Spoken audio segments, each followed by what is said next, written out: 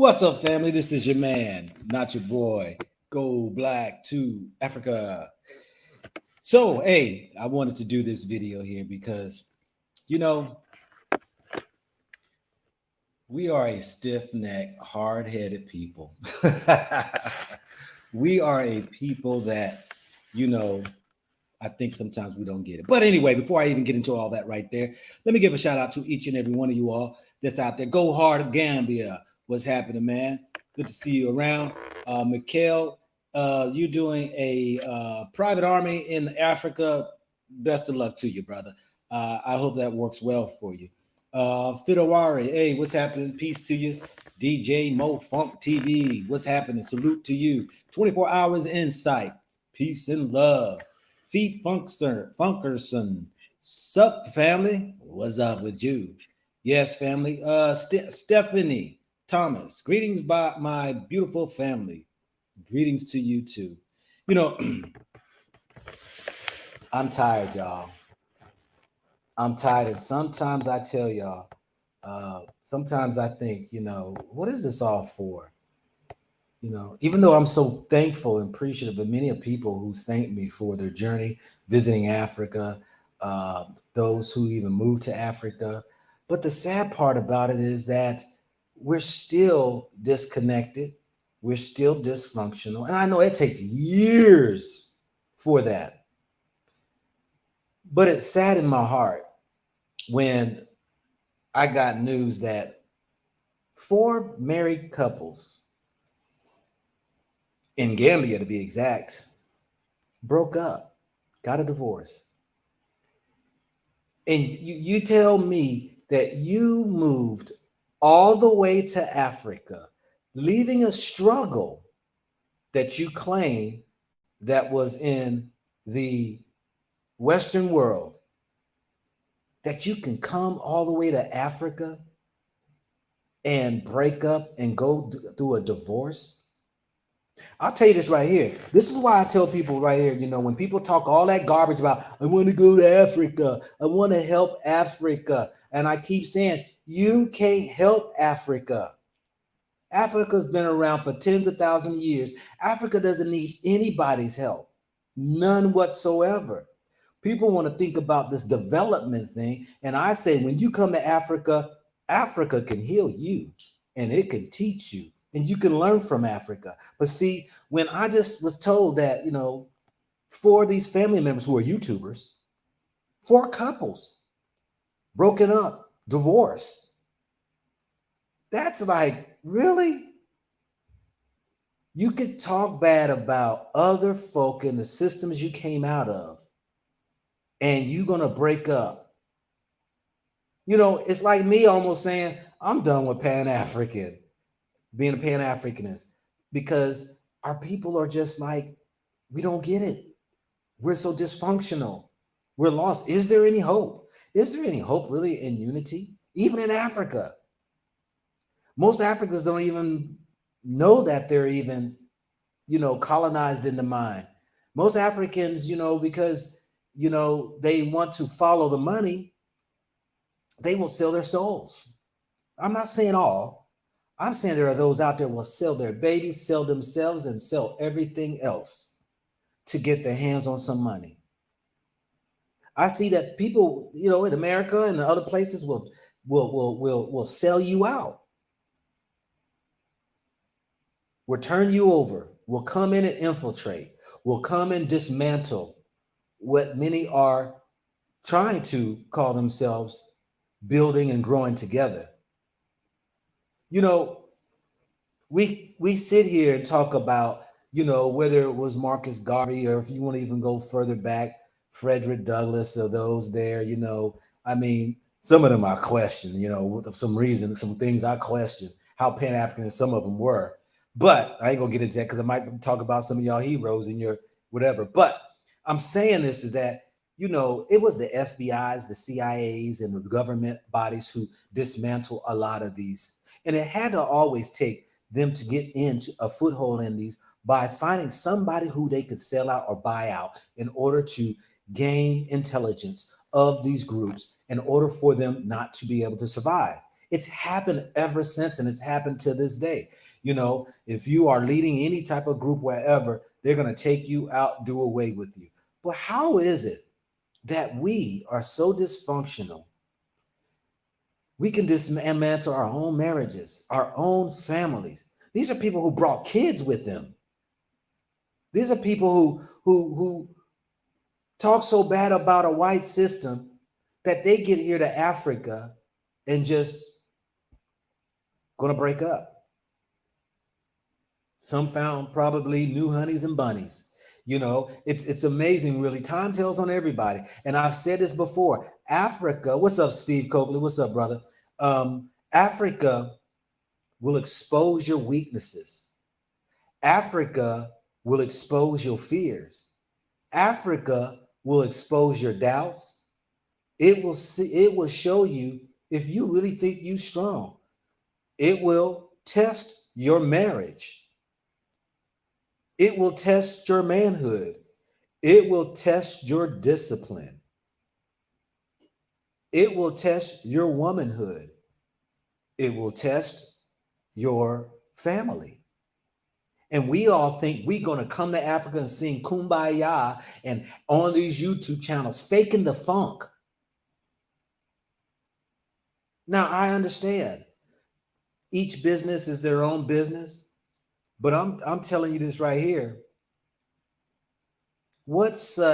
Sometimes people need to sit down, and before you try to lead something, try to lead by example. I mean, try to, learn from somebody before trying to be a leader.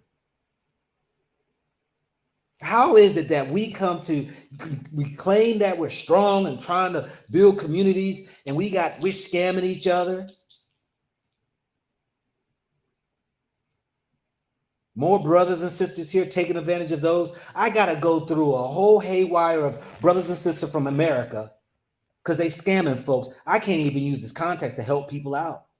Will scam their own people because they're in desperate situations, and they turn around the very thing that they say that they were taken advantage of by the brothers and sisters here in Africa. They turn around doing the same thing. I got to shut videos down when it comes to people who are, you can't even trust them. Look at somebody trying to find out who broke up. You got to do your homework.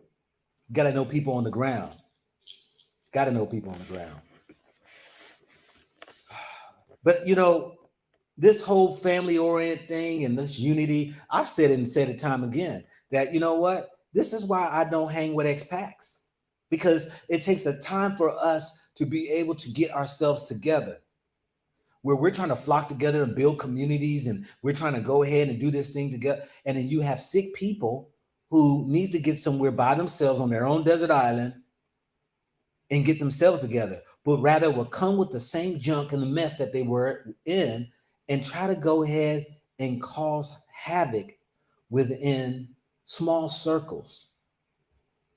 This is why I say I don't let anybody in my inner circle. It takes time for me to even have any type of trust, whatever. And that's a very hard word for me to say, trust an individual. Hell, I barely trust myself. Why am I going to trust somebody else? Yet we come over here and we act like we're so together and we're so pro-Black, we're so pan-African that we behind the scenes are destroying one another. Yeah, I'm going to say it. I'm going to say it. How is it coming into Africa and you will break up your family? He running tail, she running, you know what? Get you a little attention. Now you rather give up your whole family for the sake of a piece of tail. That blows my mind. These are grown adults. These are people in their 40s. 40s. You rather chase after a little piece of tail and give up and ruin your whole family. Well, good job, Black man and woman. This is dysfunction that we have. And then when we try to have the groups and all, what happens?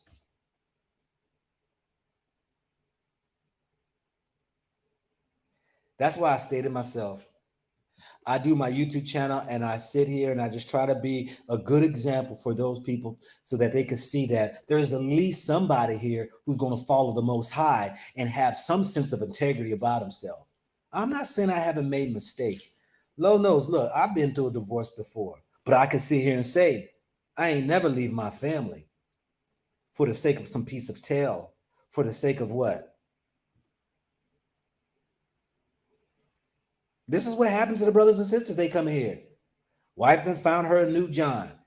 Dad done, her husband done found him a new Jane.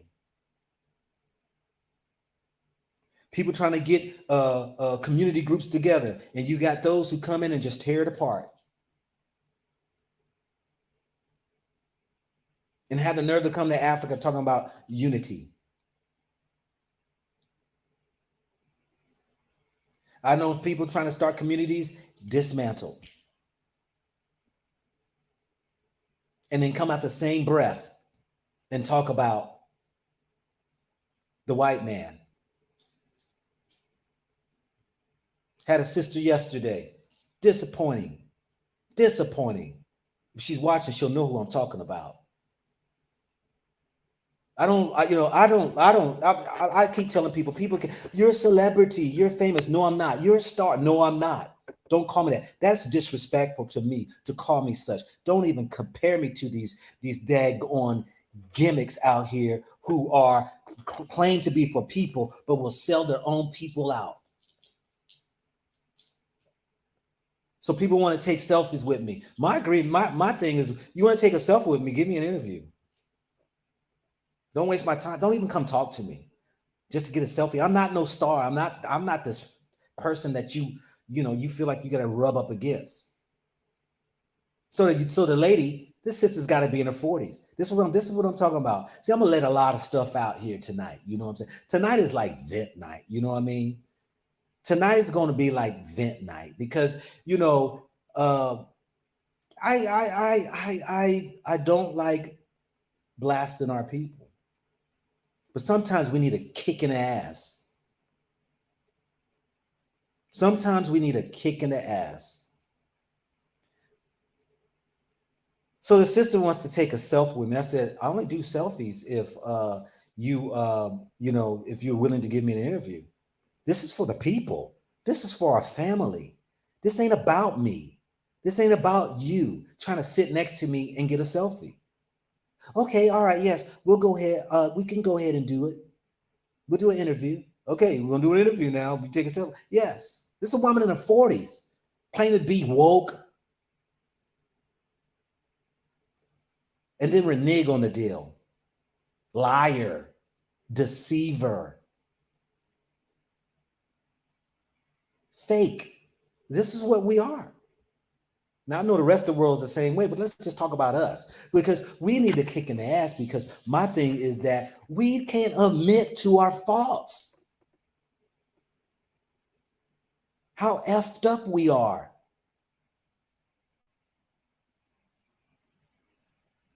She gonna sit here and lie right in my face. And when I call her on it, now you got all the excuses in the world.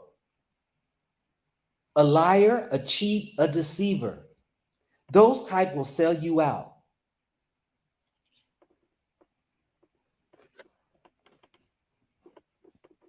I don't get it. Why leave claiming that the white man and the treatment of black people in America and the UK and all that, and then you come down here dysfunctional and screw up and mess up and scam people?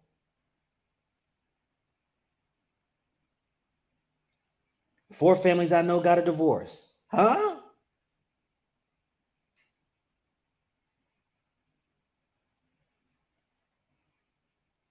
They know what I'm talking about too. Four families in Gambia.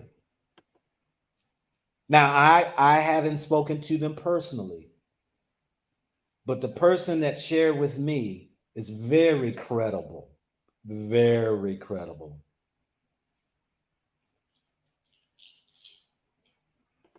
And I'm like,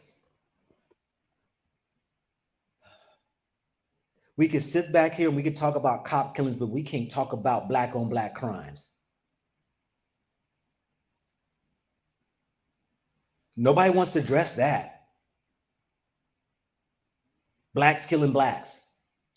Every day I watch the news in the largest cities in America, and it blows my mind on just the innocent children that parents are killing.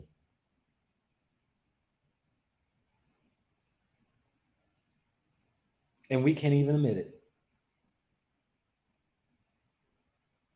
And you want reparations. Reparations? What the heck you need reparations for? For what?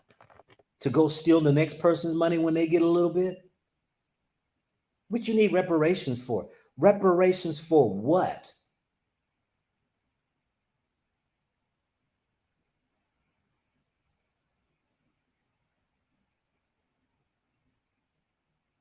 Yeah, I mean, it's ridiculous how people could look you in the face and you know that's that's why I'm telling y'all, hey, and here's the thing about it, so many brothers and sisters got scammed from brothers and sisters here in Africa. They just don't have the platform to tell people.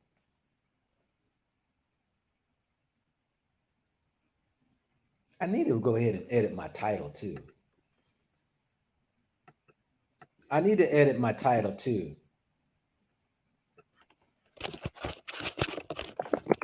Let me hold 1 second.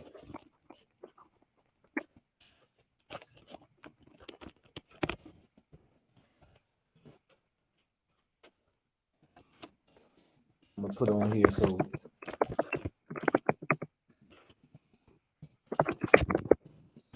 yeah, put that like that right there. But I just gotta let y'all know this right here, because I told you I'm gonna tell the good, the bad, and the ugly. Oh, this ain't gonna picture will go in here.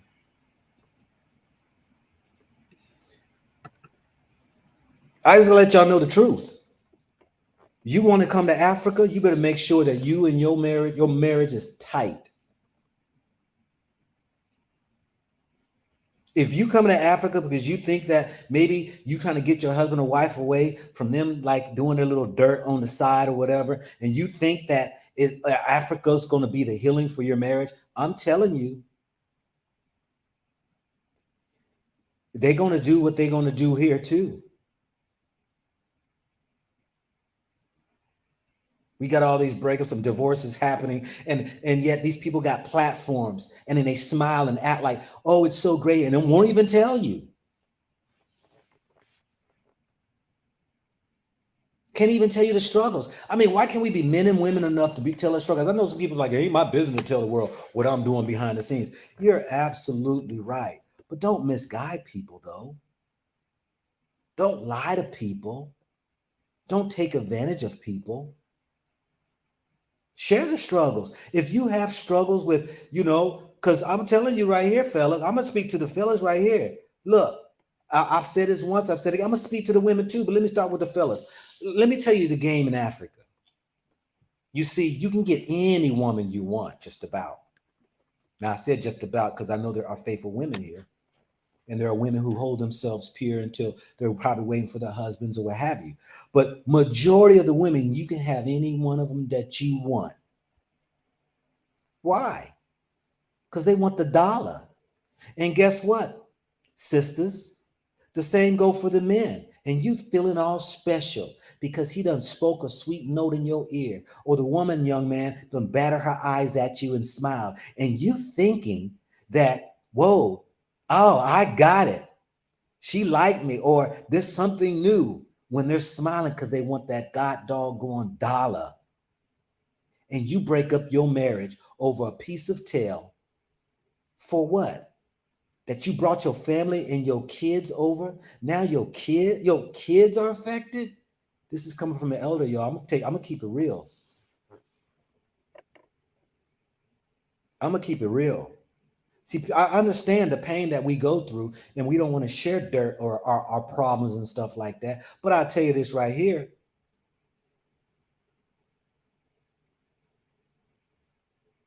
We gotta stop misguiding people. We got to. This whole Pan-African stuff, it's something that sounds good for people. Ragging on the white system, but in your own self or in your household, you know, I called my wife today and I thanked her and praised her so much as far as, that she's been very understanding, because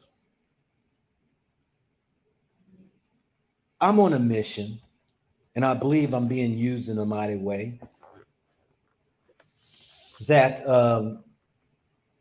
I got a wife that's very understanding.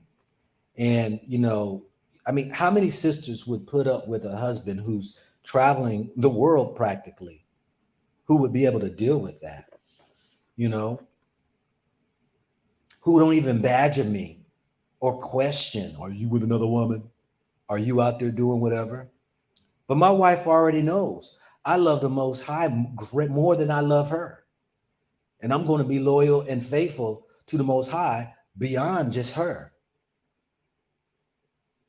And all these people out here who's doing this garbage come from America and UK and all that stuff, Canada and all that right there, breaking up marriages, scamming other black folks coming in, land scams and taking monies and trying to get money for groups and trying to get donations for these fake organizations that they trying to act like they got all this stuff right here, and yet want to act like that, you're pro Pan-African.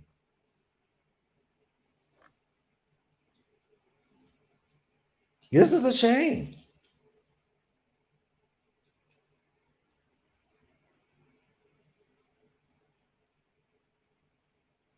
I come to Africa. I want to go to Africa. Every time somebody does a consultation with me, I ask them, why do you want to go to Africa?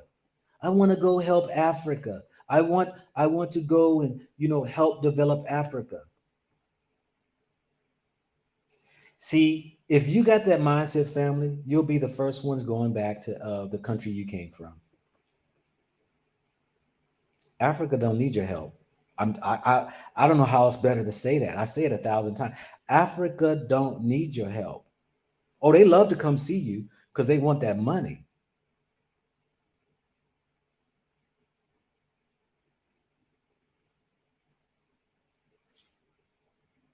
These are things I don't hear about because there ain't nobody talking about it.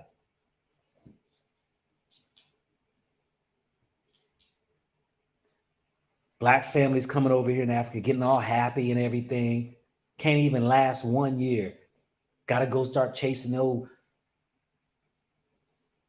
Kofi and Yah over here because it's something new.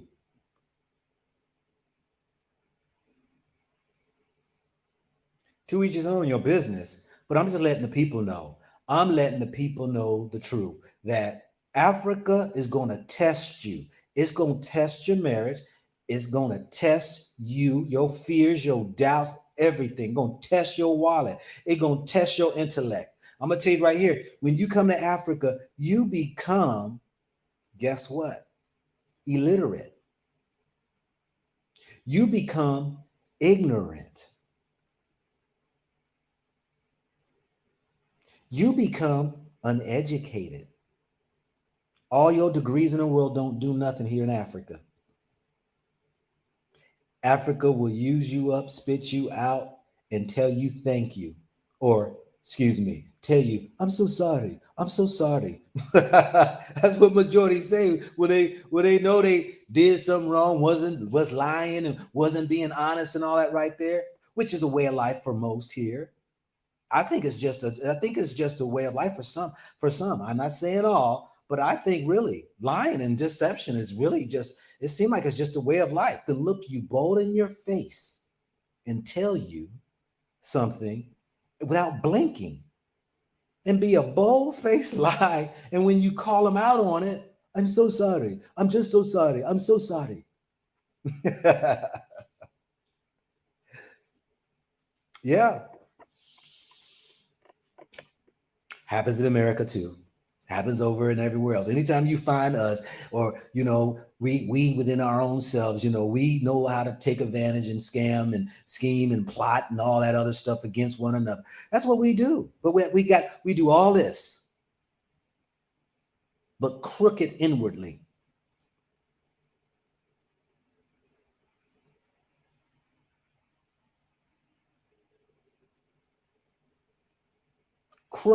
Crooked inwardly. And Africa's going to expose that of you. If you ain't on the up and up, it's going to reveal to you that.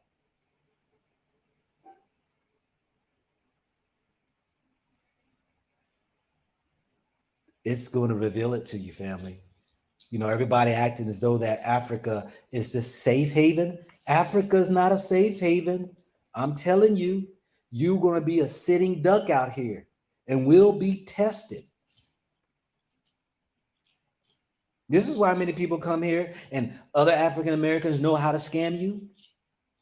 Other people from UK know how to scam you.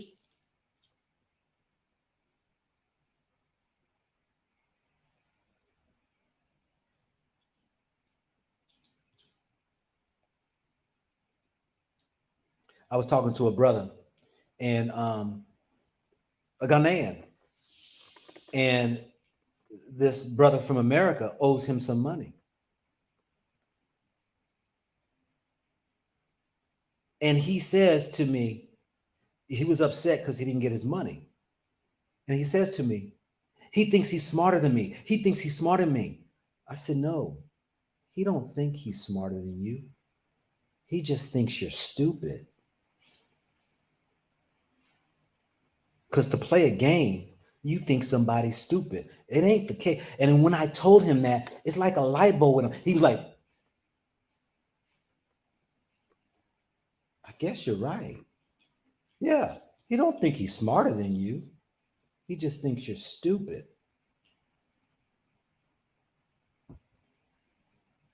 So that's a good time to reflect when you having people who look at you like an opportunity, your own people,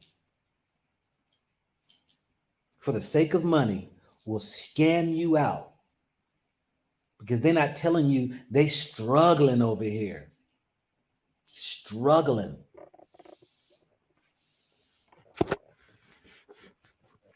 And I'm going to tell you, they be the ones worse than the locals who have little to nothing.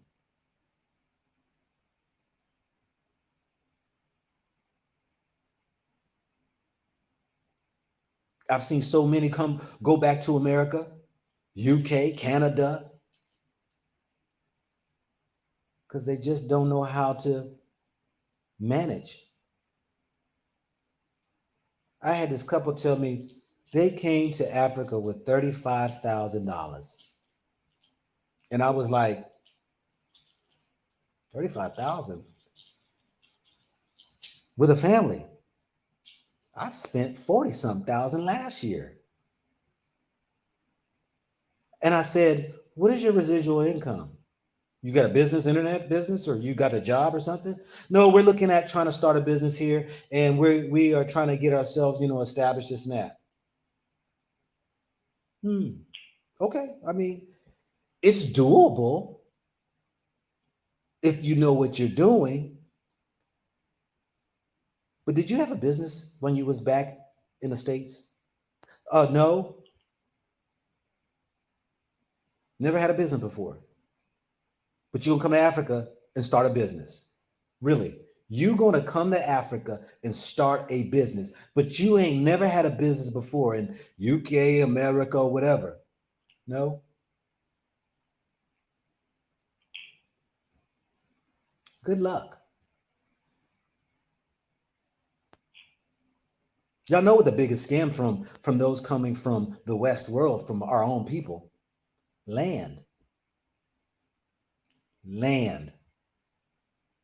There are more of us scamming probably than the Ghanaians out here or other African countries that are scamming our own people out of money. And I'm not going to say everybody. I don't know everybody, but I get email after email after these different out over these different groups. And I'm like, When you start getting more than just one from a person, you know, they say the first person, you got to consider the story that's told. But if you hear it the second time, there might be some truth to it. The third time, okay, there is some truth to it.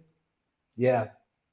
Land scamming by your own people. That's the biggest, that's the top scamming that most African Americans or those from the UK or Canada, whatever, are doing in Africa against their own people. Land scamming. I just got to tell y'all like it is. That's just real. I did a video before with that anyway, but I ain't did it in so long. It's time for it because people are coming here and thinking that they want to gravitate to those who they are familiar with come from the countries. And I tell people, don't do that. Stay away. Stay away.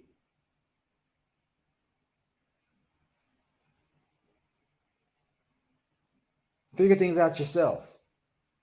Navigate through yourself. You should have did your homework anyway.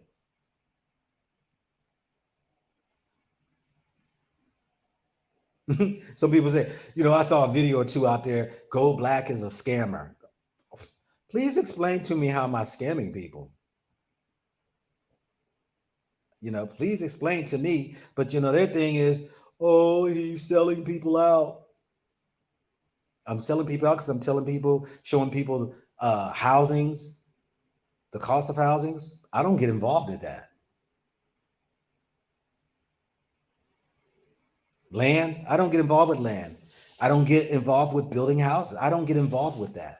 That's too many people whose hands in the mix that I cannot substantiate if they're on the up and up. I just can't get involved in that. And so I couldn't refer anybody. Only thing I do is I'll show apartment complexes. You know, my property there in Tanzania, I've shown that development, you know. That's all I do. But land scams is the number one from your own people that will try to get money out of you and do you wrong. I can't say everybody out here is doing it, but I know a large amount. Put it this way right here. For those that I know, that most of y'all probably know, you know, probably is a majority that has been having problems. These groups that are set up together, and you know, these land these communities or whatever. There are those there you gotta be careful of.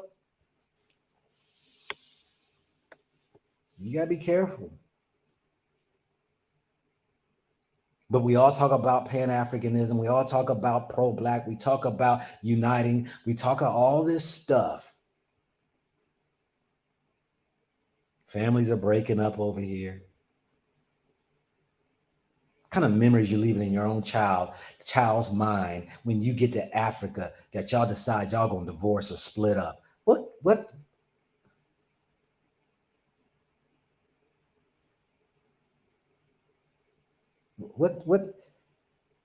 see? But Africa exposes you.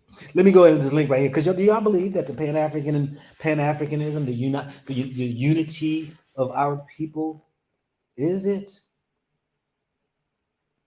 hope? Is there hope? Why somebody said this must be pre-recorded? This is live, beta.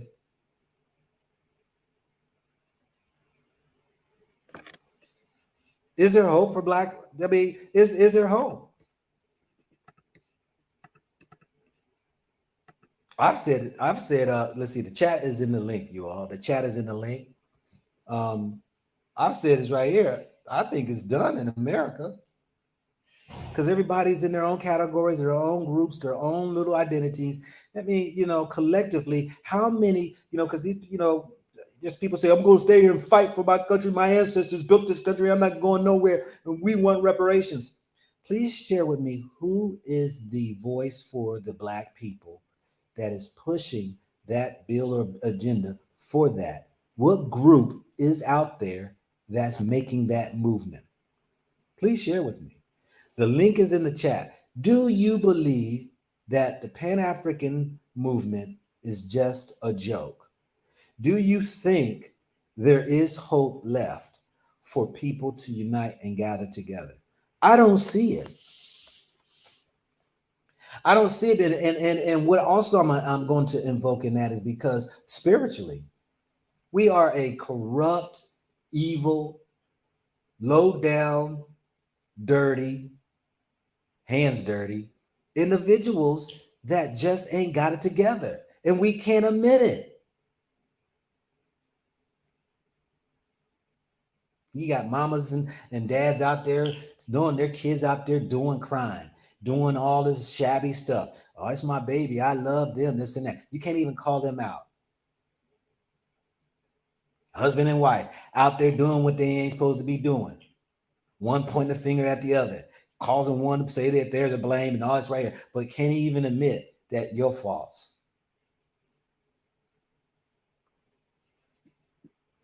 The link is in the chat. But it's disheartening. You know, when I got word 4 families divorcing in Africa, people leaving for the mismanagement or not don't know how to budget. Scamming is going on with our brothers and sisters against our own brothers and sisters.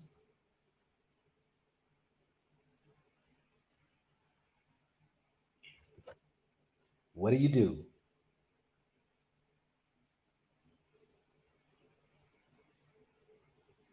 This honesty, I'm gonna tell you, it's hard. I told this young man today that he might be doing some work for me.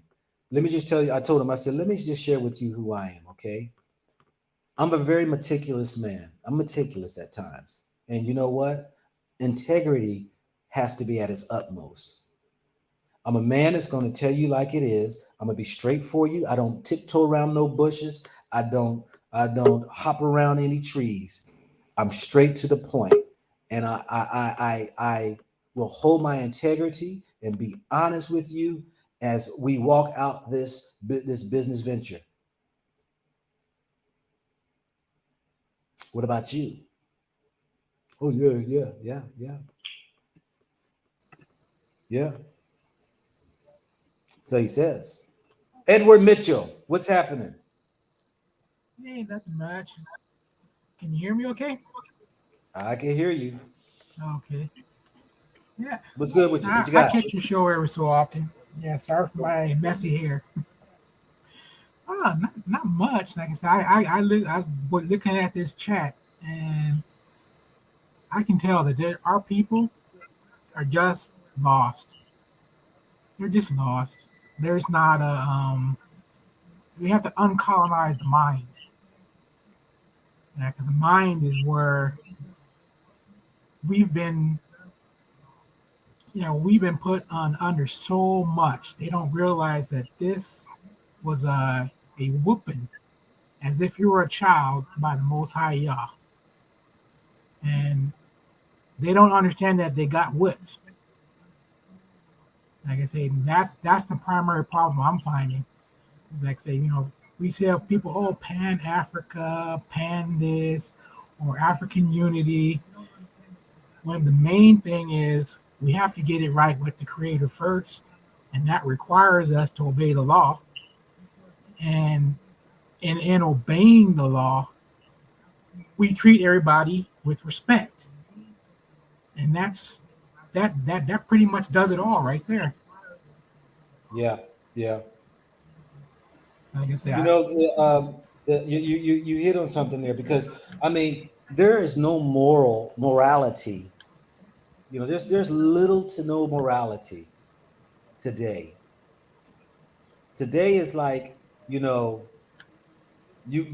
can be dishonest and people will agree with the person knowing they're dishonest.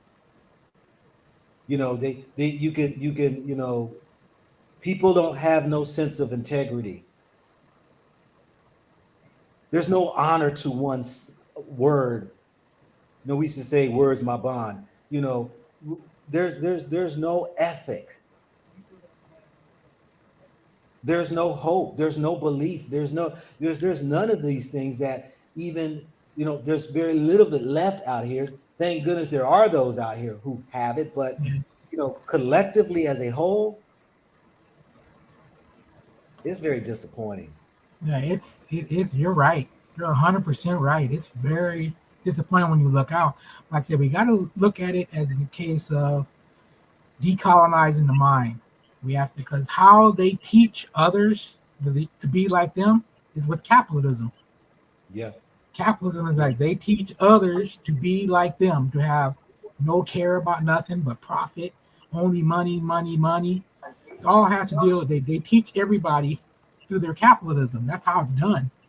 Like it took me a Yeah. while to figure that out, but I understand it now. And now I fight capitalism at every step. Get people Yeah. to grow their own food, share with each other. Cause like I say, when they show what they're going to do in Canada. I don't know if you're paying attention, but in Canada, they when they were doing all that trucker riot, they Yeah. froze people away from their money. Mm-hmm. I mean, people lost their homes. People lost, because they had no more access to your account. You were frozen away from your money by a push of a button. And now people don't understand when that mark of the beast does roll out, that's exactly what's going to happen. You're going to be locked out of your money. That's why I say you can't buy or sell. As soon as you say no, all of a sudden you have no access to your money. Whatever gas you got in your car, as far as you're going to get with it. You cannot no longer buy or sell anything. A lot of people need to understand that. Like I say, Have you been to Africa, Edward? not yet. I've been to several different countries from not Africa. Been to Korea, Japan, Philippines. Mm-hmm. Mm-hmm. Um, let's see, You was Bahamas. military. Yeah, Bahamas is the only black country I went to, and I had a blast there. I loved it. It was just good to see black Yeah. people on the money. Yeah. Yeah. Yeah. I mean, and these are things we talk about. And my thing is, like I said, here it is already that, I know four couples who's gone through or got separated or divorced who, I seeing, this whole evil scamming going on by our people, you know, the lies, the cheating, the deception. Yep. You know, it's like you would think people left their countries to get away from that, Yes. to start a new life in Africa, but yet has caused probably more harm than good and might as well just stay back in the country that they were in. Yeah. Like I say, it's all due to they got to understand. You got to uncapitalize this thing right here. Yeah. This is the problem. They run over to Africa, but they're taking what they learned from capitalism up here, and they run around again. What's their primary goal? Oh, I got to get that money. I got to get that money. That's not Yeah. the primary goal. That doesn't bring happiness Yeah. at all. When you start going and you start sharing, caring, then you become happy. It just Yeah. happens. It just happens that way. People need to Yeah. be able to understand that. Dr. Soul, what you got for us today, man? How you doing? I'm okay. Good evening. Go back to Africa, and thanks for all you are doing. Mm, Um, thank you. the concept of Pan Africanism, just as Professor Pierre Elio Lumumba has said, is a kind of sentiment for most Africans. Okay, it is a sentiment that when something happens, we are very good in reactive, not proactive. Mm, So, why is Pan Africa dead? If you look at the whole of Africa today, both the allies, the stakeholders, their children are not in Africa. They are not educated in Africa. And if you ever hear any of them speaking, they will tell you how their son is in MIT, how he studied medicine, John Hopkins. That is the story you are going to hear. So it is pretty much elevating the white supremacists. Now, across Africa today, what you have are puppets. I call them compromised and leveraged stooges. They are all doing bidding for their colonial masters. they have nothing to offer. They are all compromised. Is either by education or able to come back for medical care, or their children to be able to access those universities. That is what is in there. Now, do you reckon when during the heart of slavery, the white man was able to discover what could destroy all those colonies they will ever hold, which is capitalism? Now, if you go across Africa today, people are more interested in vanity dreams, big house, mansions they will never stay in, that won't yield anything. It beautify the environment or the space they live in or the space it is located, but it never yield any finances that will create job, that will build those factories for Africans. It pretty much used as ornament to oppress each other. So now coming back to Pan-Africa, able to create those institutions that is able to create jobs or opportunities for Africans, it is not there. Look at the AU, for example. It was built with Chinese money.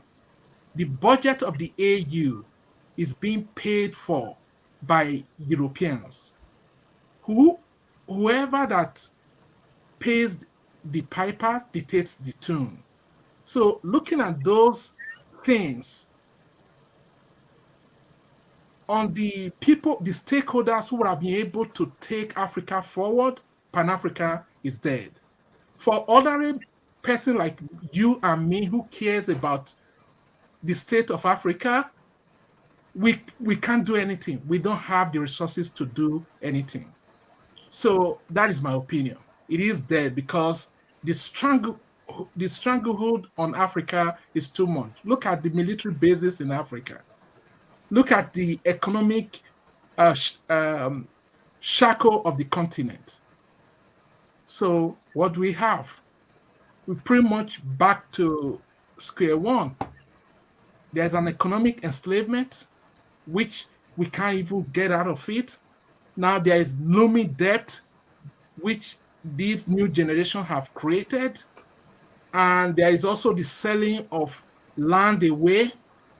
We came out of colonialism, we had a bit of land left, but the remaining one is being sold out. So where is the spirit of Pan-Africa? Now, we do not like each other that much. If you go across Africa today, you will have a shabby customer service as a Black African. But foreigners, we enjoy that privilege of customer service. Where is that spirit of Pan-Africa? So let me stop here. Yeah, let's go ahead. I appreciate all that information there. Most definitely, you hit on some good points. Mr. Sandman, what's good with you? How you doing? I'm doing well. How are you? I'm all right. Everything's doing well. They say only God is good, so I can't say I'm good, right? Of course you can. You God too. Little G. Oh yeah, but I wouldn't advise anybody to worship me though. Of course not. I was thinking about what the man was saying about capitalism, and I used to be against capitalism, and I thought socialism was the better option, mainly because in capitalism, all of the funds tend to flow towards the 1%, and the collective seemed to struggle. So it almost seemed like capitalism fed on the underprivileged or the oppressed. But as I start to read more and learn more about capitalism, I found that it has more positives than it has negatives, and the reason I say that is because it's the love of money that's evil. It's not the love of making money that's evil, in my opinion. So hold up. It's the love of money that what? it's the love of money that's evil, or the love of objects or what you can buy with the money that's what's evil. So you want to hoard all the money and have all of these monetary things that you know doesn't really have any real value. But it's not the love of making money that's evil. I see it the same. So what I'm trying to say is here is when I go out making money, when I go out to work or when I go out to start a business, right? I'm making the money, I'm working, and that's not evil. And in fact, that might be even considered divine or benevolent because I'm earning money and I'm doing for the next man and it's creating wealth for me.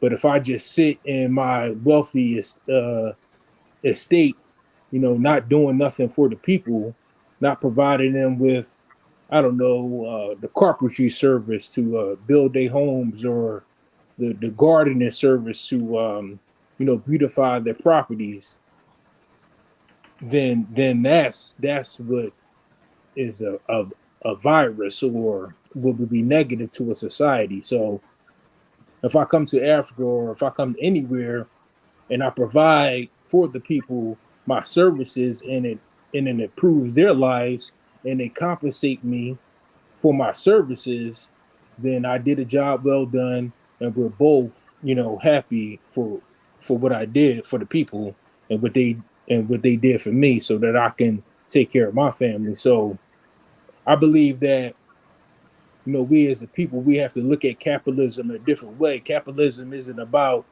you know this images that they float on television of these I don't know these rap artists running around with jewelry and cars and prostitutes. It's more about it's more about a community where we're working and we're staying productive as men and we're doing for each other and we're getting compensated for the work that we're doing. Yeah, yeah. I mean, and that's one form of unity in bringing in jobs for other people, uh, where all can build together. And of course, there'll be varying of streams of income, whether or the amount of income each person would make from it. But yeah, everybody would win. I mean, I'm all for that. I mean, I'm all for that. But let me ask you this right here. Uh, do you think that Black people will ever be able to agree, um, that we need to connect as a one in order to move forward in this life that is controlled by many people, or the few that they're from, I'll say few countries out here? Do you think that we have that the Pan-Africanism is dead? Is there still hope for unity? Is there hope for community? Is there? I think if the right-minded individuals get involved in the Pan-African movement, that it can survive and it can be productive, but the objective needs to be productivity as opposed to just some symbolic gesture. So Yeah. when people think about Pan-Africanism, they think about, okay, oh, I'm just representing, my Black heritage. But it needs to be more than that. It needs to be, okay, we as men or we as people are going over there and we're building something. And then I think that initiative could drive the people to make Pan-Africanism something powerful as opposed to just something symbolic. Gotcha. Yusuf, what's happening with you? Hey, nothing much, brothers. Greetings to all the brothers on the show. I don't usually get an opportunity really to tune into most of your lives. I'm over here in Freetown, Sierra Leone. I've been here about a year and a half as an investor, Pan-Africanist, building. And I chimed in today. I found the question on this particular topic very interesting. Is Pan-Africanism dead?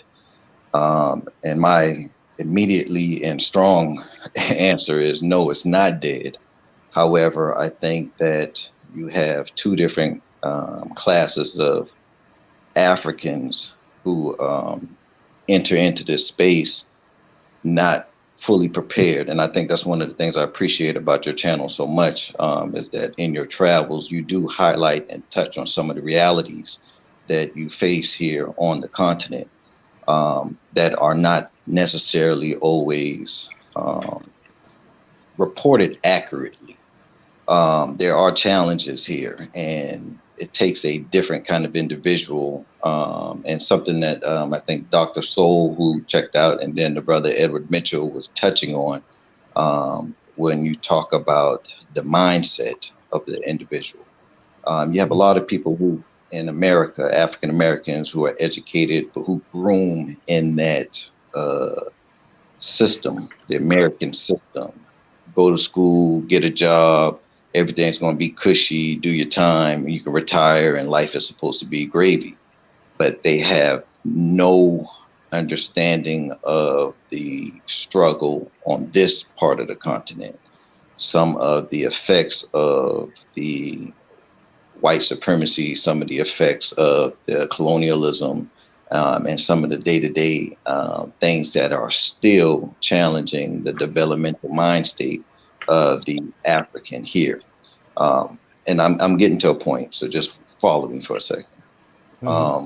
So when you start talking about being a Pan-Africanist, you come over here, or a Pan-Africanist has an ideal, has an ideology.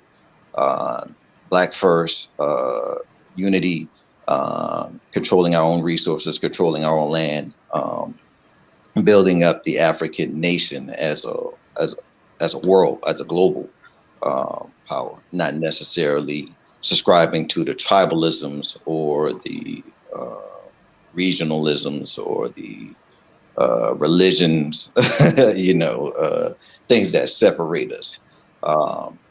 And that's the Pan-African ideology. Now you're going to find that you have,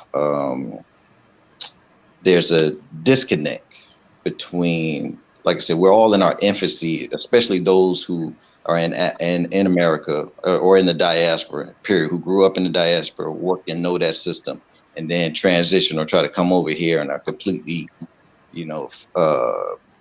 thrown into a different situation. Here in Africa, it's different. And you've highlighted this on some of the videos that I have. I haven't watched all of your videos, but you have highlighted this, but I've never seen anybody do a deep dive into this. And over here, the hustle, it's a hustle. And you have a lot of African Americans who don't know how to hustle. The art of hustling is lost. The art of managing limited resources is lost. We know how to hustle. We know how to hustle. We know how to hustle each other. That's it. I mean, you have that. I'm not going to take that away. I'm not going to, sit here and say that you have that. But here's the thing, and these are some of the challenges I find here, is that you used to in the diaspora, in America, in Canada, in the UK, or whatever, you used to having these order or these systems, and that you're used to things being straightforward, without any bend in them. If I apply for an application, I know I paid a fee, I'm supposed to get it. If I apply for a license, I file for it. Same thing with buying land. And, there's challenges, many, many, many challenges that, are not highlighted here. But if you're a person of, if you're a go-getter, if you're one of those hustlers that come over here trying to put together a project, you're it's kind of a two-edged sword. It's like, damn if you do, damn if you don't, because you're going to get it on both sides. You come over here, you're looked at as food, as game for the local. When you're trying to put your project together, they're trying to eat off you. They're trying to, extort you. They try to throw monkey wrenches in your plan. And a lot of the local businessmen don't want you to come over here and prosper, or come over. So that's a whole attitude that that's a whole nother conversation. But then when things don't go as planned or you challenges, and you have to take that back to your investors, or you have to take that back to your clients and say, hey, you know, these are some of the things I work at. Well, then, you know, the typical American, like you said, persons who don't start or haven't started a business, who have no entrepreneurial understanding or have never tried to build anything, you know, that don't understand, you know, some of those challenges, then you come off as a scammer, or you come off as, oh, he just took my money. And I find that when you hear these stories, when you really listen to and actually dive into them, they're always multifaceted, and there's always more to it than just, oh, somebody just ripped me off. No, it wasn't just ripped off. You know, it was a risky investment. You didn't quite understand what happened. And so there's, you know, there's blame on both sides. And I think that that doesn't get highlighted enough. And it's hard to explain that to persons who aren't over here doing it, who aren't over here trying to make a life. And I think that some of the horror stories that you hear about people who come over here, try, stay 6 months, 12 months, and wind up moving back, you know, weren't really the persons who were prepared to come over here in the first place. So that shouldn't be the flag bearer for Pan-Africanism. Or that's those persons, those individuals shouldn't be the spokesperson for, oh, you know, don't be like me, don't move to Africa, or oh, don't invest in Africa, or, you know, no, wait a minute, no, hold on, no. There is a education, and I don't use the word education to talk about you need a degree or you need to have some kind of a voucher, but there needs to be some kind of curriculum, you know, to how to approach dealing with the poverty mindset and the colonized mindset that's found over here. That American monster is a different thing, you know. But it's the same beast. But this is a different head that we don't always have the same. We don't always have the same exposure to living in the West. And so I say all of that to say that no, Pan-Africanism isn't dead. It's just fighting the battle on too many different fronts. And those battles are not always in the public. They're not promoted. They're not, you know, they're not publicized. And I think that you have men and women on the ground that are actually fighting that fight, promoting Pan-Africanism, but it comes off. I think a lot of the noise gets in the way, and a lot of the noise, you know, clouds the truth, or clouds the actual, or that clouds the light from actually shining on those individuals. Appreciate it, brother. Let me pass the mic on over to Oda. Oda, right. How are you doing? You gotta unmute yourself.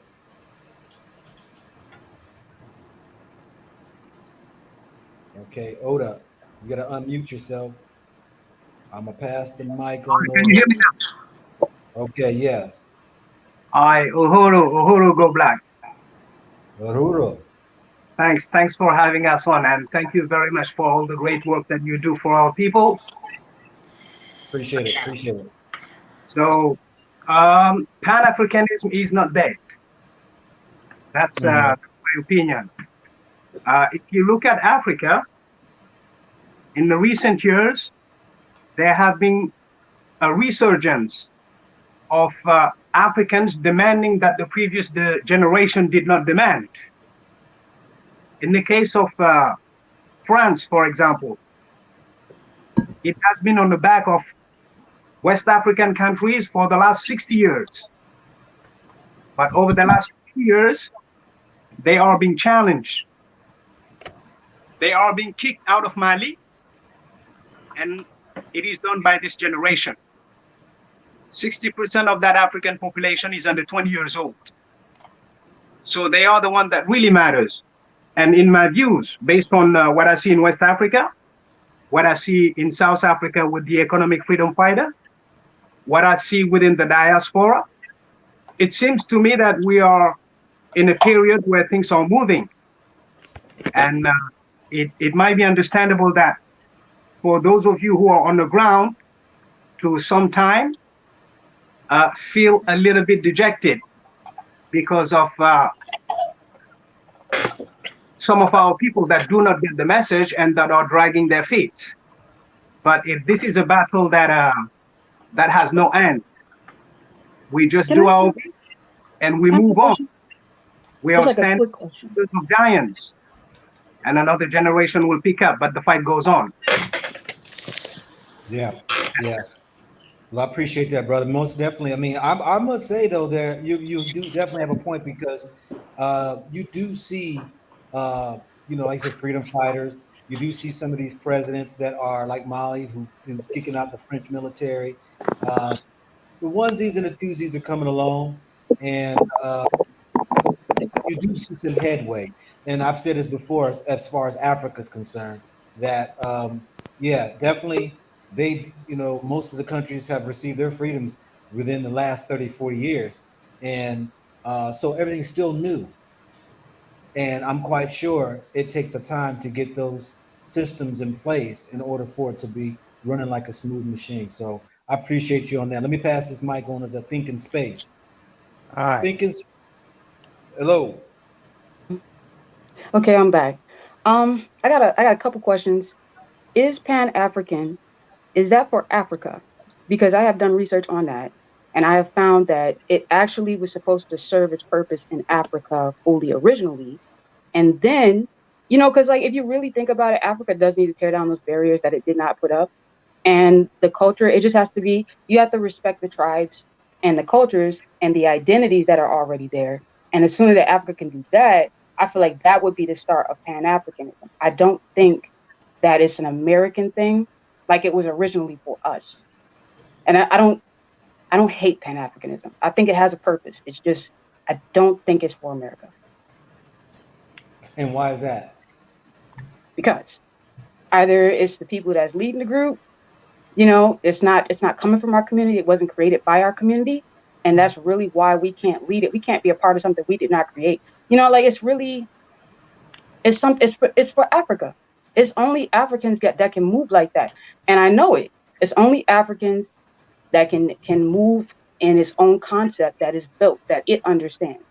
Like our people can't do that. And it's not like it's really like you have to respect us as a culture, identity, as a people first, and then work with us on that basis, not a Pan-African basis, because we're not some agreements that was made a long time ago, before my time, that I can't even, conjure up to understand and try to, deal with people on that path. I can't.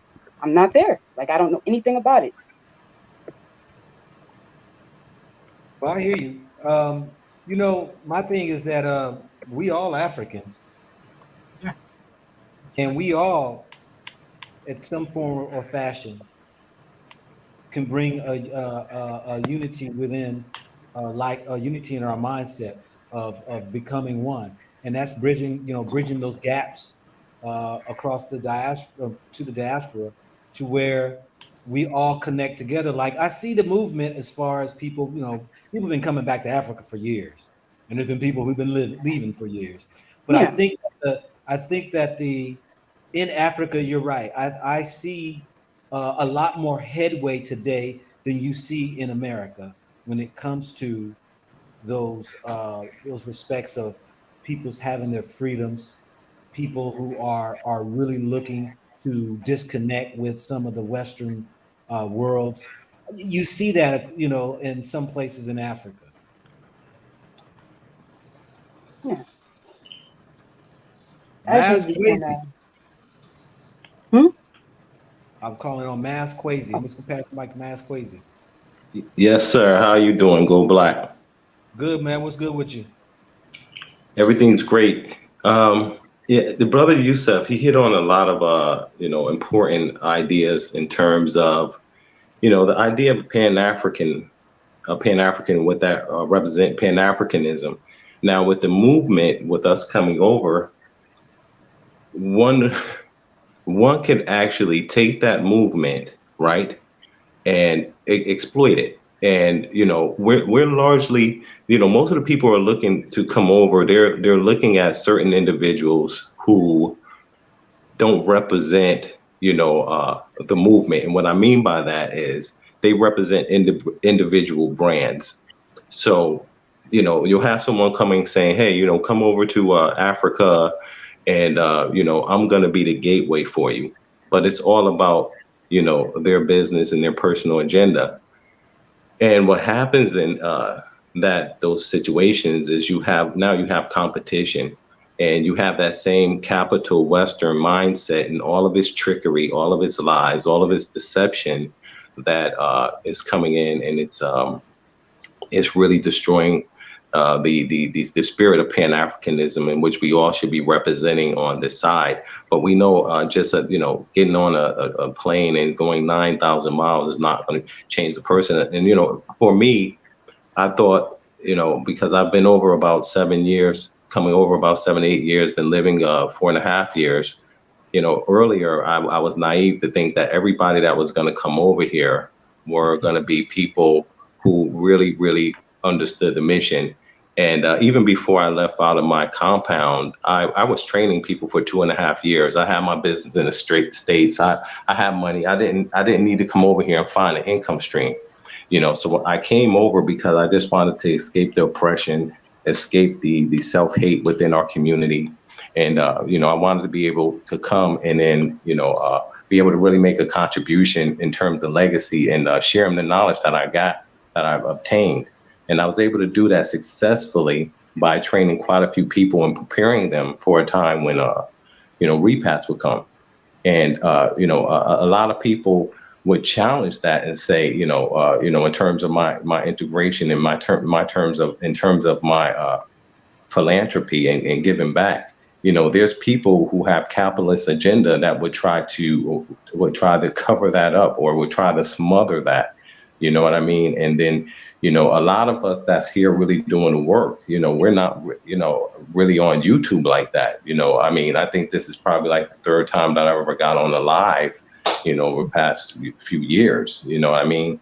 Because, I didn't have the time before, because I was with, I had my own businesses and I was doing major things here. But in any case, all of that could be, ruined, destroyed, when we have people who are coming over. And, you have people that are coming over who are coming over for temporary, 2 weeks, coming over on vacation, and they're getting entwined in situations where, they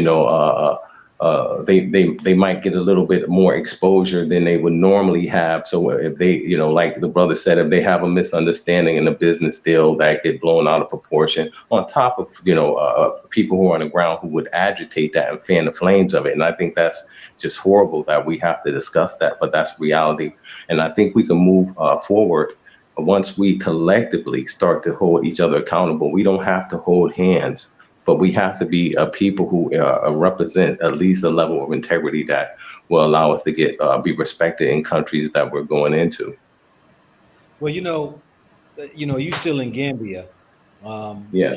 And you've been there 4.5 years, and so Yeah. I haven't. How long has it been since I spoke with you? About over 1.5 years now. It's Yeah. been a Yeah. while. Sure. It's been a while, but I know that you were probably one of the first of the YouTubers there in Gambia, and I Right. watched what was trying to be established for a community, basically, kind of got destroyed. And I saw a falling apart, a falling away of our people. And the Right. news that I just got, just here, I think it was yesterday, yeah, that you know, four families have separated or divorced who had YouTube channels. And I'm like, Well, brother, from if anybody go back and listen to what I was saying back then, I was just basically sharing that, the foundation in terms of the movement at that time, because of course I worked with, the most popular person at that time when they first started. And I was there for about 9 months. And, I'm a community builder. So I put in place a lot of things to be able to funnel people into a community build model.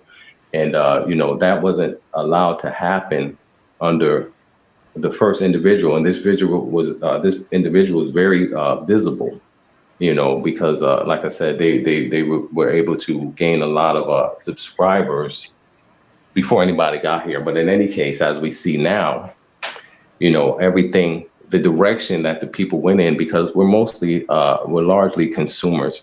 And I'm someone, like I know the numbers because I was with that person and I built her website. So we were taking in data. With that person, we probably got about maybe 500 people who filled out information pertaining to their family size, their financial status, all the data that we need to know for people who are coming in. And then with the second person, we did more than that.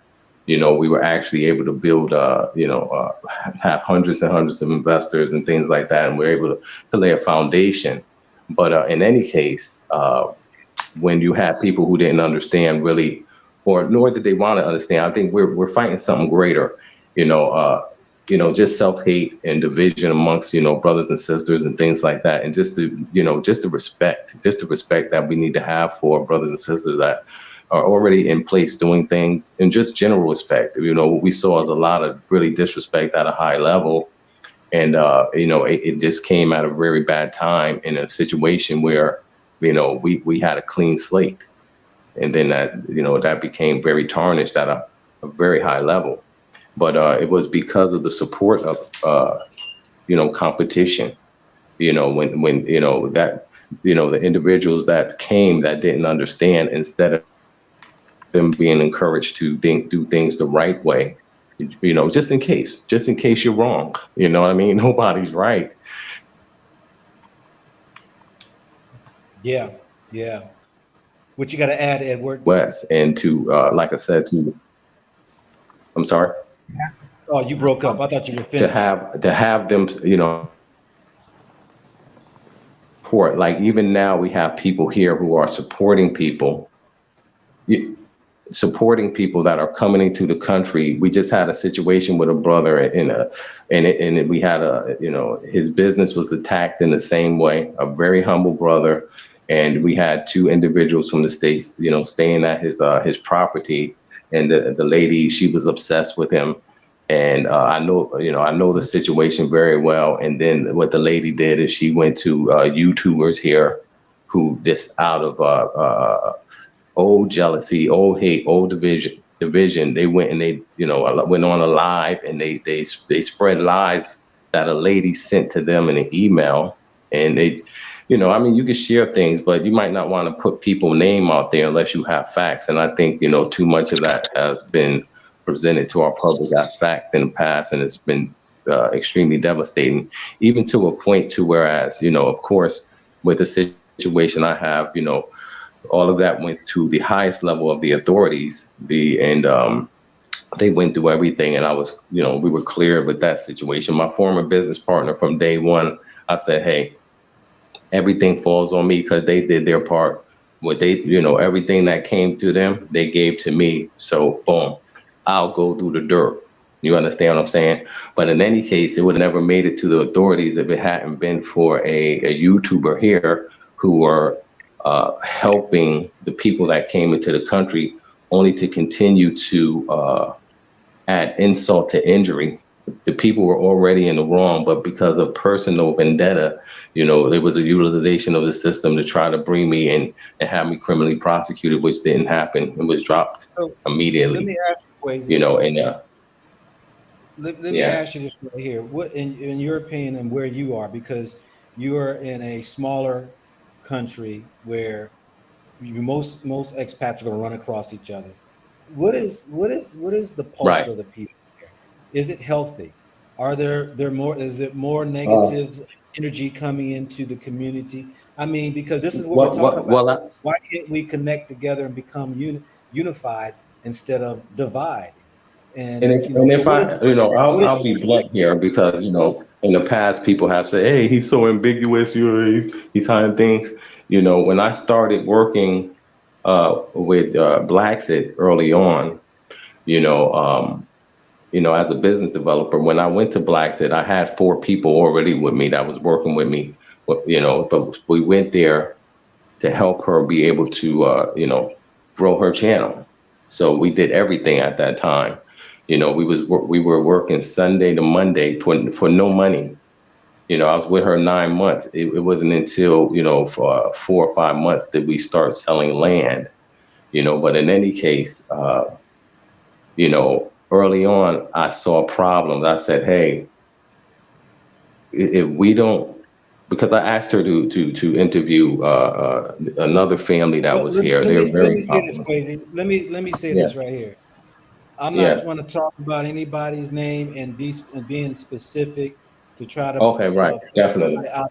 Uh, I'm asking as a whole, as far as in your well, you perspective, know what? what is the health? Anybody that would want to know the details, because a lot of people, heard about it but don't know, but they can go and do a little digging.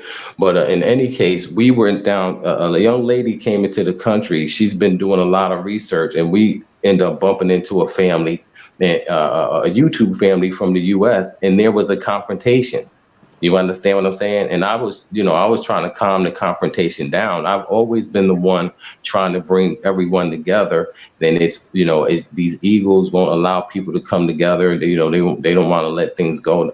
But it was a confrontation there. And then, a lot of people that saw that, they were saying, hey, listen, you guys need to, do something about it. However, Right. with me, I have my family. I'm good. But I just had a daughter. Yeah, Quasi, hear me yeah, out, brother. All yeah. I'm asking, collectively, as the brothers and sisters that are there, what is the health like as far as them being in a community, a small setting? Are people, are our brothers and sisters, are they settling in?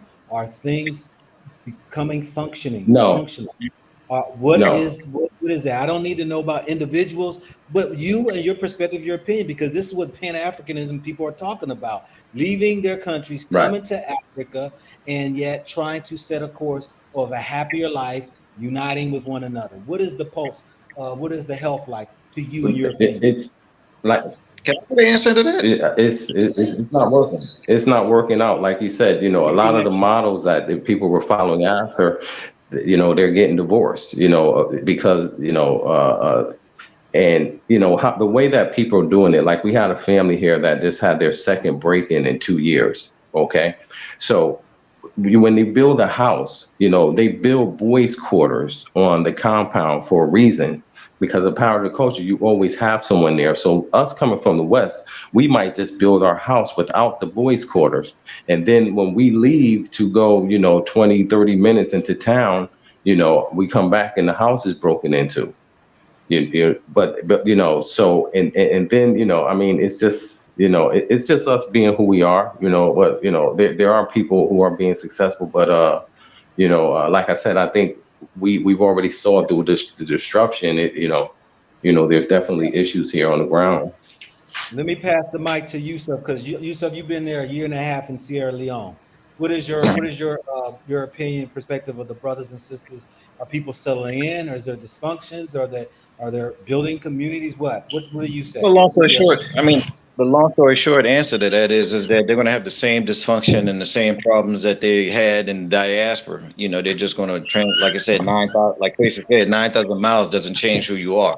If Yeah. you had marital problems or trust issues, that was masked because of 9 to 5, help keep things together, created space. But then when you're Okay. over here and there is no 9 to 5, and you have to work together, and your weaknesses or the vulnerabilities of those relationships are exposed or put through fire or put to test, then yeah, you're going to have, that didn't change that marriage. It's the same marriage. Now there's a spotlight, there's a highlight on what's going on there. So now you say, okay, well, damn, maybe we can't do this journey together. So that's, but that's not a reflection of Pan-Africanism. That's not a reflection of the ideology or the unity. Now, when you talk about the communities, like for example, here in Freetown, it's complex because you have two different types of expats. You have the diaspora, the native born who left, went educated or worked overseas and then returned back, and they usually come back and identify with their own, and not necessarily as a diaspora or an American or, a Brit, and then you have the first timers, first generation, who come And again, like I was saying, you have either the ones that are prepared, who had a game plan, who know what they're trying to do, and who's going to work it out and push forward. And then you have the vacationers, the extended vacationers. Persons who come and say, oh, they're just going to try it out for a month or two or whatever, 6 months, but not really trying to plant roots, not really trying to build anything, not really trying to be a stakeholder in the community.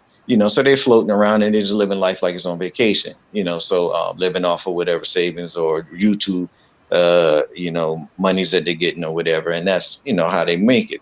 And again, not knocking any of that, but you have to be able to identify when you start talking about Pan-Africanism, you start talking about the community. Okay, that's going to be a mixed bag, a mixed bag of persons who all have the same ideology or trying to promote one message. And the thing is that there's too few of us and the mission is so great, it's hard to identify and pick out a person and say, okay, like Quasi, a lot of your work went unnoticed, until the whole scandal thing, right?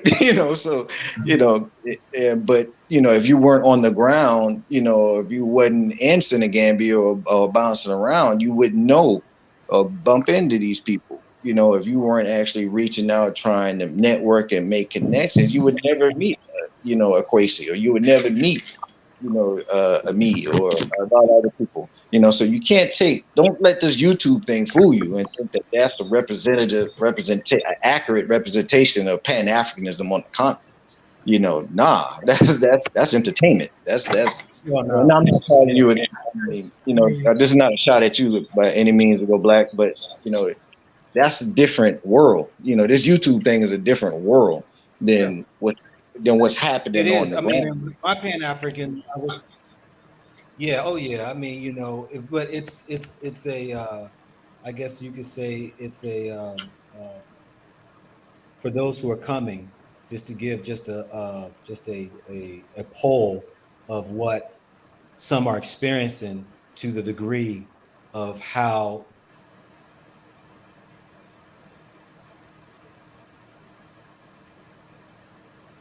Okay, I'm back. You hear me? Yep. Okay. So, it's just a poll. I mean, it's a poll that we can use, we as far as the expats coming or repats, whatever you want to call yourself. And that's why I asked the question. Think Space, are you in the continent? America. Yes, Thinking Space. Are you I'm in the not. continent? I'm not in Africa. Hello. Where are you? I'm in America. Oh, you in America? Yeah. Okay. Have you been to Africa? No. You haven't. Any plans of visiting? Right now, not right now. Not right now. I just seen a lot of stuff and I'm kind of confused. Because like when you see something and that this isn't right, but it's gonna go on, and it's like, should I be over there though? If I see that? That's kind of where I'm at. That's where I'm at. I kind You of can't go by what you see. You gotta come no, I experience need it to see yourself. Africa covering for its own people. I need to see Africans covering for their own people. When I see that, you know what I'm saying? Then I know that it's safe. I don't feel like it's safe right now. Yes, that's a mixed bag, and that's Oh, why you don't think it's safe? Well, all right. Africa much safer than America by Right. Well, far. I ain't gonna deny that. I'm gonna put it like this. Y'all don't have the problems we got. Thank God. Okay. At least it's not to that extreme. It's like y'all could But turn I this around understand. I today if you understand. I wanted to. You don't have understand. to. You don't have to go through this. Like you don't have to go through nothing. It's really just up to Africa to just switch it, like to hit the switch. I would like to see Africans looking out for Africans on a very hard scale, because what I just saw in Spain with the gate and the Africans running and them getting, they're not here no more. The point is, it's not okay. And if I see that and Africa didn't look out for them, I'm like, like I know but y'all was neutral. You know what I'm saying? Like, it's neutral. You gotta do it. You gotta do that part. You know, that's how I feel. Like they have to do that part and they have to record it and they have to care. And if Well, they can show me America ain't that, doing nothing for I won't think twice. But I have to see Reiner it. up there. Huh? Yeah, I know you're talking about what happened in Morocco. Morocco, that's what she's talking about. Yeah, that bothered me on a very large scale. Yeah, Yeah. yeah. Oh yeah, you have those situations that happen. I mean, it ain't no difference than those American troops that or what's the girl there, the basketball player up in Russia who's on, you know, going Reiner. on court for drugs, Brittany. whatever. Right? Brittany. You Yeah, know, Brittany. you know, it's little to nothing a country can do for you when you are out there in other countries. And America, I tell people this right here. America's not coming for you if you get yourself in an international incident. Matter of fact, they are powerless if you happen to break any laws in a country. And so don't let that sway you because you saw that, because yeah, that was just one incident out of incidents that happen every day in America. And yeah, I think you agreed already that, on a day-to-day basis, Africa is definitely safer. And Africa has 1.8, I think 1.4 billion people that at any given time, it's mostly peaceful, really. It is. It has to be. Edward, what's your Yeah. thought? Now, Yeah.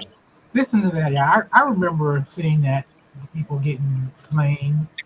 Go ahead, I Edward. remember the reasons. Now the reasons they're getting slain is what? Just the color of their skin. That's it. It's just the color, and it's happening all over the world. I mean, Ukraine was probably the biggest warning to all black folk everywhere on the planet. Is that here you have people, bombs being dropped on their heads, and they got to time out. Wait. We got to be racist.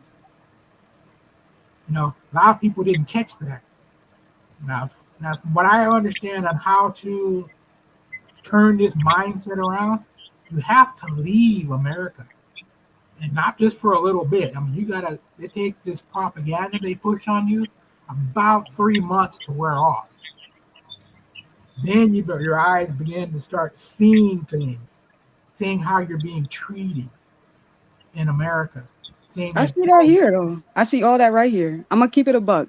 I see it right here. See how you're Everything being that y'all are talking about, the experience. So you see all these things. Like I say, here I am. I'm in a place in California where, on average, one person of African descent dies every 2 days. I've been approached and held at gunpoint. That's it. By the police. And I was just walking for my health. So there's another guy who I want to bring up. That's been out here. I'm not surprised. Like it wouldn't shock me if you got pulled over or something happened to you with the guns and all that stuff. You would not surprise me at this point. I've seen it all. It's at this point. It is. Yeah, but hear me out. I'll go black. That does what I do. What?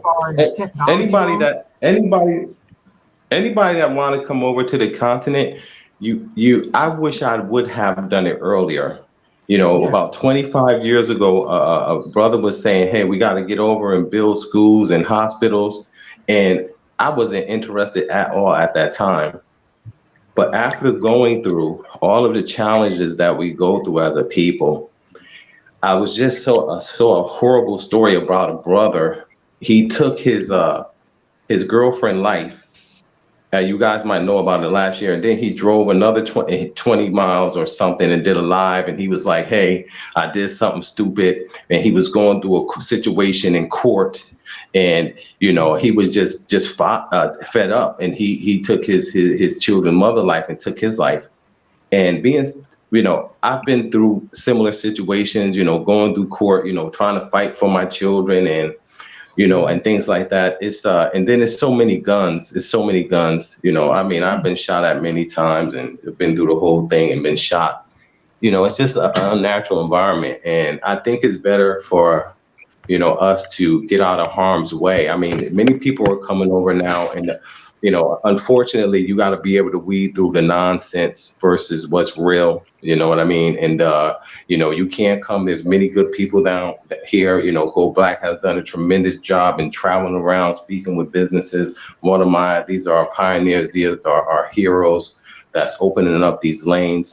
And, we have to create communities, because what we're doing is we're buying as individuals, and we're getting slaughtered while the other foreign nationals there, and even Africans, they're building communities. So we need to support and push those types of efforts. But definitely, make trips, come over, and get on this side and see an option. Yeah, I hear you on that. I hear you. The main thing I wanted to come across about as far as that's not on topic, but there's another guy who was called Aaron Salter.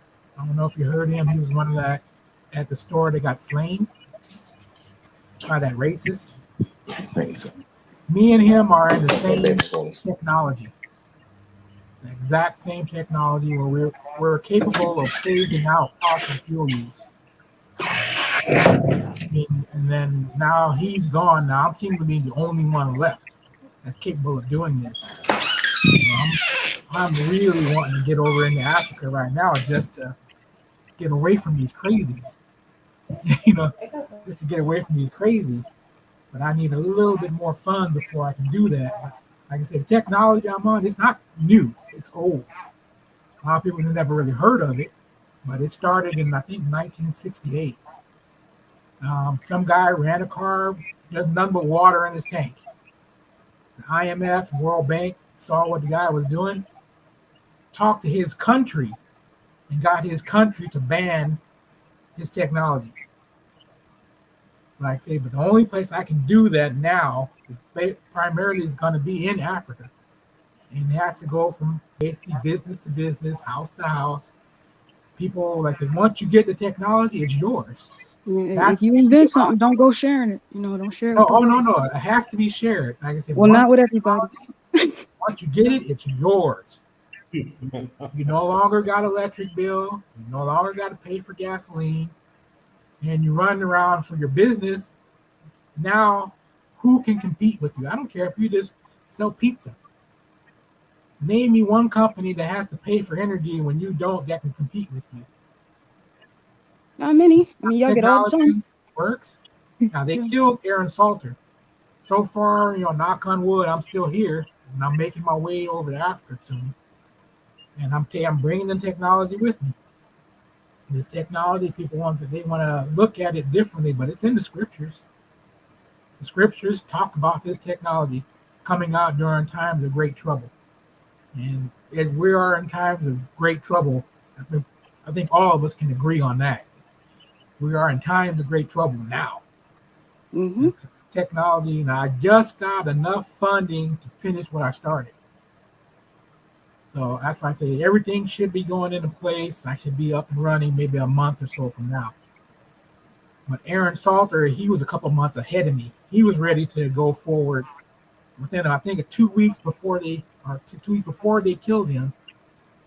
He was really ready to go, but he held off because he had something. He was helping someone else out move, and he didn't make it. They took him out. Like I say, for people like me, you have to keep us in your prayers.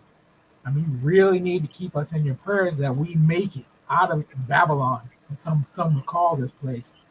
That we make it. Like I say, once we get over to Africa, people like me, my main goal is to create as many jobs as possible for anybody. Primarily, my goal is for Africans. I say you might say call that Pan-Africanism as you want, but I want to commit.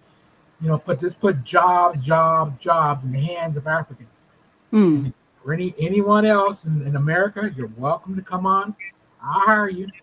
I got no problem. I'll pay more because I'll take a major cut. I'm like the other guy. I take about 70% cut in pay just to make sure that you get paid well. That's how I operate my business. My business has been open since 2010. That's how I operate my business. I'm not in capitalism at all. Because you can't take it with you. You know, you got money, you Well, can't take it so with you. when you come, because you said that you can't come right now because your money funny. Right. This was because I'm giving so much away. Yes, I'm giving so much away, but I had to wait on a few things. I had to buy some machinery. You know, like I know you guys saw me holding up some of this stuff. This is part of the technology I'm working on. This is what a transformer looks like that will allow your car to run on nothing but water in this tank for fuel. That's all that'll have. Like I say, I'm the one who discovered the technology, at least rediscovered it. And like if I post online, I explain how the science works. Because the fossil fuel industry, they got it so bad that people they look at it and they go, "Oh, that's a scam." It's like no, plants do it. Well, it was invented out here, and the white people were showing it off too. So it's not like it's a non-existent contraption. It's just people that make it. As soon as they start patenting it, and as soon as they start getting out there, that's when they get attacked. It's not, Yes. that yeah. So it's like it's been here. It's just the people that make it, the people that produce it. They want to mass produce it on a scale like white people do on every level. They get attacked. Yeah, that's it. There's a way to go about it. You can't go out thinking you white. I'll put it that way. You cannot go in there thinking that you white. That's the first mistake I've seen a lot of people make. Yeah. You go in and you're keeping it basically within you until any business and any homeowner in the area that you can cover. And you just go up to them as a door-to-door salesman and say, "Hey, do you want to stop paying for electricity? Do you want to stop paying for gasoline?" And you convert them over. Then you go on to the next one. Go on to the next one. Just keep it going. Like I said, after a while, and here in America, this is their backyard. I can't do it. I've already tried. They shut me down twice. I mean, Edward, can I make a comment on that? came out with a lawsuit out of the middle of nowhere and shut me down the first time. Well, let me ask you, Edward, because I'm gonna come to a close here. I'm gonna give each one of you all opportunity to share a solution to bringing this Pan-African into play. What do you think a solution would be, Edward? And then we're gonna pass it on over to Yusuf. And The then if primary Oda's still solution around, as I see it is Africa yeah, must take control of their resources, and no raw resource leaves the whole continent of Africa. And all value added operations for that raw materials takes place in house in Africa. That's how you get people their jobs. That's how you get people employed, and that's how you bring the livelihoods of the whole of Africa as a continent up. By no more outsourcing resources. No more giving value added to everybody else's country except for your own. You understand how that would bring up the lives of everybody? Like I said, that's what Africans need to learn from the diaspora, because most of us have seen it. We've seen how Europeans operate. We've seen how they do. They're in it for themselves. They'll take care of other European countries. We need to operate on that same level towards each other. Once the jobs come, the resources stop going all out, because it can get simple, even as chocolate, raw cocoa. They don't need to outsource that to nowhere. All value-added operations can be done in the country with ease, and they can make a profit. Hire a whole mess of people. Why do you got to send it over there to Switzerland? Why do you got to send it over there, to America for Mars chocolate company to make their candy bars when you can do all that right in Africa? So that's right. What I say. The raw resources has been ripped out of Africa to build up everybody else's country. They're doing exactly to Africa what they did to us first, which is they took our black labor and they built this great nation of America. They built South America with off the backs of our people. It's time for us to get out there with what we've seen them already do to us, and let the Africans know they're doing it to you right now, because they're taking your raw resources, and what are they giving you? They're giving your leaders a nice life, But what do you The get? old T-shirts. Yeah, they get a T-shirt, a plaque. Yeah. So, But Yusuf, what is your solution? Well, my solution is this. Let me premise this by saying that I believe in Pan Africanism. I believe in all blacks should be contributing in some form or fashion to the continent. I recognize other groups like your FBAs or your ADOS movements. And I have to say that even though I don't subscribe to all of those mantras, I have to agree that the African American has a unique experience compared to other global Africans. We have been in the belly of the beast. We have learned the system. We have built the system that really funds and runs the world. So we have a unique asset, and it's not necessarily in the wealth and monetary wealth, but it is in the wealth that we contains in our head. It's our knowledge of the systems. It's our experience. And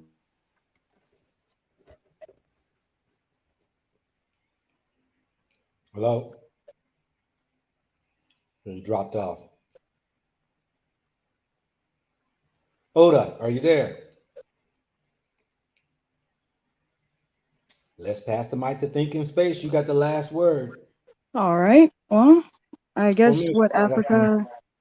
Oh yeah, what Africa could do, as far as like Pan Africanism, I think Africa must focus on Africa. It's nothing for us to catch a boat or catch a plane. And you know what matters right now is the system of society that the Africans have to live in Africa.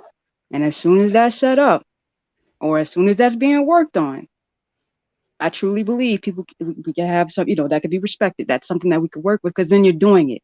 You know what I'm saying? Versus, you know, I don't want to see like what we got right now as far as Africa, where someone else is visioning what's best for this continent and the people on it, and then their best vision is death for the people that don't look like them.